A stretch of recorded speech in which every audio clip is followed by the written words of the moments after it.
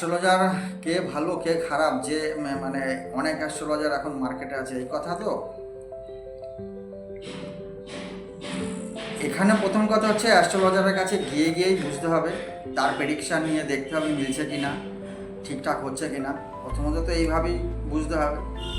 আর দ্বিতীয় কথা হচ্ছে সেই অ্যাস্ট্রোলজারকেও একটু জেনে বুঝে যেতে হবে যে সে এর উপরে কতদিন, সে পার্ট টাইম না ফুল টাইম, সে কি আরও 5টা বিজনেস সামলে এসে এই অ্যাস্ট্রোলজি কিংবা জ্যোতিষ শাস্ত্রের সঙ্গে যুক্ত হয়েছে, নাকি ফুল টাইম এটাই তার পেশা, এটাই তার নেশা। এগুলো একটু সাধারণ সেন্স রেখে গেলেই মোটামুটি আপনারা একটা ভালো আইডিয়া পেয়ে যাবেন। আশা করি যারা কন্টিনিউ এর সঙ্গেই যুক্ত অনেক বছর ধরে, এবং তার কিছু কথাবার্তা, তার কিছু রেমেডি দেওয়ার প্রসেস, এগুলো বেস করলেই আপনারা অনেকটা ধরতে পারবেন যে এ ঠিক বলছে, এ বেঠিক বলছে।